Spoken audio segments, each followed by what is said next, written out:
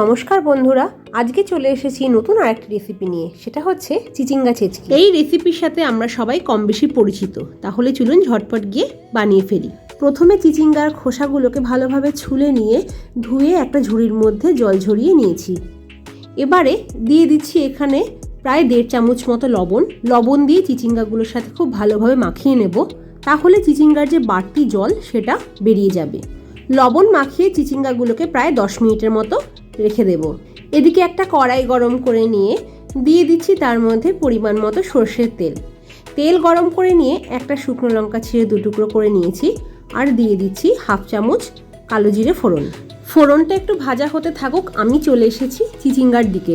দেখুন 10 মিনিট ভিজিয়ে রাখার পরে কত জল চিচিঙ্গা থেকে বের হয়ে গেছে। এদিকে ফোড়ন ভাজা হয়ে গেলে এর মধ্যে দিয়ে দিচ্ছি পেঁয়াজ কুচি। এখানে আমি 2টো মাঝারি সাইজের পেঁয়াজ নিয়ে সেটাকে কুচি করে কেটে নিয়েছি। পেঁয়াজ ভাজার জন্য দিয়ে দিচ্ছি এখানে 1/2 চামচ পরিমাণ লবণ, হলুদ গুঁড়ো আর 2টো চেরা কাঁচা লঙ্কা। গ্যাসের ফ্লেমটাকে একদম হাইতে রেখে পেঁয়াজ কুচিগুলোকে হালকা লালচে করে ভেজে নেব। পেঁয়াজ লালচে করে ভাজা হয়ে গেলে এর মধ্যে এখন দিয়ে দিচ্ছি লবণ দিয়ে মেখে রাখা এই চিচিঙ্গা কুচিগুলোকে।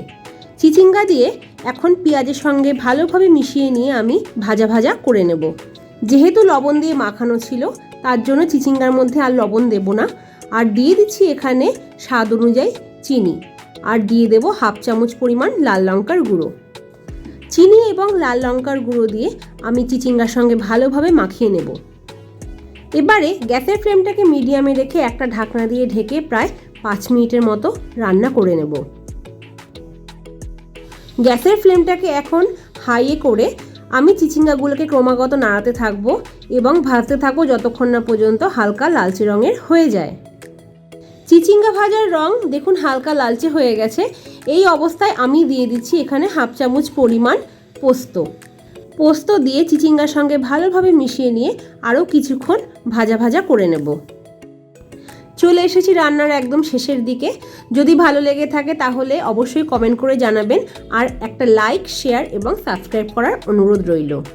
বাড়িতে অবশ্যই তৈরি করুন এই চিচিঙ্গা ছেচকি এবং গরম ভাতের সঙ্গে পরিবেশন করুন, দেখবেন খেতে অপূর্ব লাগে। তাহলে বন্ধুরা, আজকে এই পর্যন্ত। আবার হাজির হব অন্য কোনো রেসিপি ভিডিও নিয়ে। আপনারা সবাই খুব ভালো থাকবেন। ধন্যবাদ।